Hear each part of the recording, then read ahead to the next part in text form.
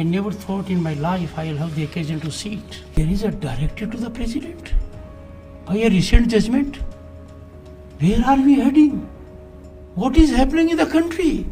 देश के उपराष्ट्रपति जगदीप धनखड़ ने जो बात कही वही बात शायद आज पूरा देश न्यायपालिका विशेष तौर पर सुप्रीम कोर्ट से पूछना चाहता है, सम्मान के साथ पूछना चाहता है, क्योंकि कंटेम्प्ट का भी डर है। कुछ विषयों पर सम्मान कंटेम्प्ट का मोहताज रहता है। सवाल है कि देश की न्यायपालिका क्या विधायिका और कार्यपालिका के क्षेत्र में अतिक्रमण नहीं कर रही है, दखल नहीं दे रही है? क्या न्यायपालिका कानून की व्याख्या करने के अधिकार का दुरुपयोग नहीं कर रही है? क्या जब अपने ऊपर कानून लागू करने की बात आती है तब न्यायपालिका उससे पीछे नहीं हट जाती है? क्या न्यायपालिका जवाबदेही से नहीं बच रही है? पिछले कुछ महीनों में जिस तरह से न्यायपालिका काम करती दिखाई दे रही है, उसके बाद ये सवाल और तेजी से उठते दिखाई दे रहे हैं। सबसे पहले वक्फ कानून की बात करते हैं। लोकसभा में वक्फ पर चर्चा हुई, इसके बाद जेपीसी में लंबे समय तक चर्चा और संशोधन किए गए। दोबारा से लोकसभा और राज्यसभा में लंबी चर्चा के बाद विधेयक संसद से पास किया गया, लेकिन सुप्रीम कोर्ट ने एक झटके में उसके महत्वपूर्ण प्रावधानों पर रोक लगाने की बात कह दी। सवाल है कि अगर इसी तरह से कोर्ट संसद के सभी कानूनों को रोकता रहेगा, उन पर सुनवाई करता रहेगा, तो फिर विधायिका क्या करेगी? याद रखिए, इससे पहले सीए का कानून, 3 तलाक का कानून, आर्टिकल 370 हटाने का कानून, सूचना अधिकार संशोधन अधिनियम जैसे कई कानून भी संसद से पास होते ही सुप्रीम कोर्ट में ले जा चुके हैं। शायद इसलिए यह सवाल उठ रहा है कि कोर्ट क्या संवैधानिक सीमाओं को पार नहीं कर रहा है? न्यायपालिका, विधायिका और कार्यपालिका के बीच में जो शक्तियों का बंटवारा संविधान में किया गया है, क्या ये उसका उल्लंघन नहीं है? वक्फ कानून पर सुप्रीम कोर्ट का मुख्य विरोध वक्फ बाय यूजर प्रावधान को लेकर है। सरकार ने कानून में इस प्रावधान को हटा दिया है। कोर्ट का कहना है कि ये नहीं हटाना चाहिए। हैरानी की बात यह है कि इतने खतरनाक प्रावधान को कोर्ट क्यों बनाए रखना चाहता है? हमने अपने पहले की एक वीडियो में आपको विस्तार से समझाया है कि वक्फ बाय यूजर क्या है। मान लीजिए कि आपको ये कंपनी चलाते हैं, आपके यहाँ कुछ एम्प्लॉय मुसलमान भी हैं। वे एम्प्लॉय मेहनत से काम करते हैं, लेकिन दिन में 3 बार नमाज जरूर पढ़ते हैं। ऐसे में आप उन्हें नमाज पढ़ने के लिए कंपनी में ही एक स्पेस दे देते हैं, जिससे कि काम पर ज्यादा प्रभाव न पड़े। आने वाले कुछ वर्षों तक वे आपके यहाँ काम करते हैं और निर्धारित स्थान पर रोजाना नमाज पढ़ते हैं। फिर एक दिन अचानक आपके ऑफिस में वक्फ बोर्ड के लोग आते हैं और दावा करते हैं कि यह ऑफिस वक्फ बोर्ड की प्रॉपर्टी है, क्योंकि यहाँ लंबे समय से नमाज अदा की जा रही है, जो कि एक इस्लामिक कार्य है। आप कहेंगे कि वे ऐसा कैसे कर सकते हैं? तो आपको समझना होगा कि कांग्रेस की सरकार ने वक्फ कानून बनाकर उन्हें ऐसा करने का अधिकार दिया था। इस तरह से किसी भी संपत्ति पर दावा करना ही वक्फ बाय यूजर है, जिसका प्रावधान कांग्रेस सरकार ने वक्फ कानून 1995 में किया था। आपने देखा कि वक्फ बाय यूजर कितना खतरनाक प्रावधान है, लेकिन इसी को सुप्रीम कोर्ट बचाए रखना चाहता है। सवाल है क्यों? अगर इसी प्रावधान के तहत कल को Delhi Waqf board supreme court की बिल्डिंग पर ही अपना दावा कर दे, तब ऐसा नहीं है कि अदालतें वक्फ बोर्ड की दानवी शक्ति से बची रही हैं। इलाहाबाद हाईकोर्ट का मामला याद कीजिए, वहां कुछ मुस्लिम वकील नमाज पढ़ते थे। धीरे धीरे नमाज पढ़ने वाली जगह पर मस्जिद बना दी गई। पहले मस्जिद प्राइवेट थी, बाद में उसे पब्लिक कर दिया गया। जब कहा गया कि जमीन खाली करो, तो मस्जिद एडमिनिस्ट्रेशन ने जमीन वक्फ में रजिस्टर करवा दी और कह दिया कि ये वक्फ बोर्ड की जमीन है।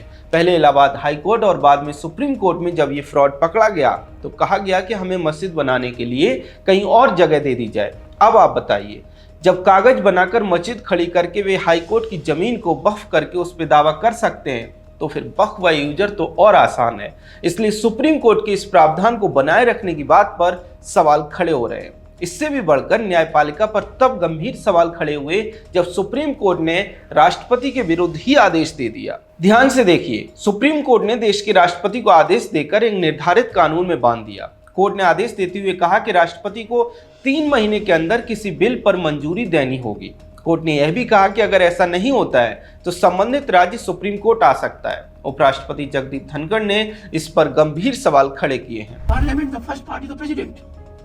Second and third are Lok Sabha and Rajya Sabha. There is a directive to the president by a recent judgment. Where are we heading? What is happening in the country? We have to be extremely sensitive. It is not a question of someone filing a review or not. We never bargained for democracy for this day. President being called upon to decide in a time-bound manner, and if not, becomes law.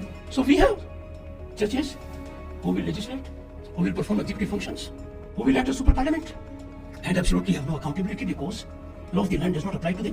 सवाल है कि जब संविधान में राष्ट्रपति के लिए इस तरह के समय की अनिवार्यता नहीं है, फिर कोर्ट क्यों अपनी तरफ से राष्ट्रपति के ऊपर ये नया नियम थोपना चाहता है? कुछ लोगों का कहना है कि राष्ट्रपति भी रूल ऑफ लॉ से ऊपर नहीं है। ठीक है, नहीं है तो फिर सुप्रीम कोर्ट क्यों है?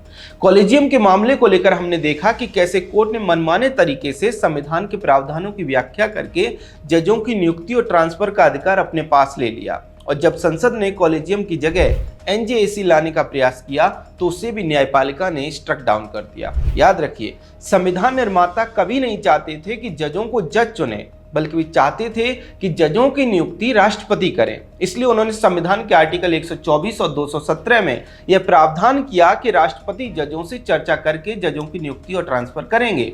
1981 के SP Gupta versus union of India के केस में सुप्रीम कोर्ट ने इसी बात को माना कि जजों की नियुक्ति और ट्रांसफर के लिए राष्ट्रपति न्यायपालिका के साथ चर्चा कर सकते हैं, लेकिन सीजेआई से सहमति जरूरी नहीं है।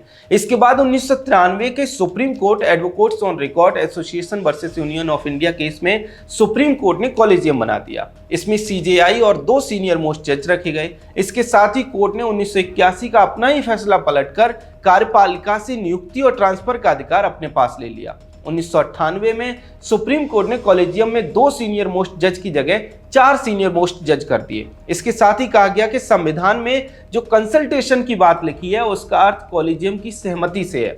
तब से लेकर 2014 तक वही कॉलेजियम व्यवस्था बनी रही। जैसा कि हमने आपको बताया, 2014 में मोदी सरकार ने एनजेएसी लाने का प्रयास किया, लेकिन उसे भी कोर्ट ने रद्द कर दिया। इसलिए अभी तक कॉलेजियम का सिस्टम चल रहा है। सवाल है कि कॉलेजियम की आड़ में क्यों न्यायपालिका जवाबदेही से बचती रही है? क्यों न्यायपालिका जो रूल ऑफ लॉ दूसरों पर अप्लाई करती है वो स्वयं पर नहीं करती?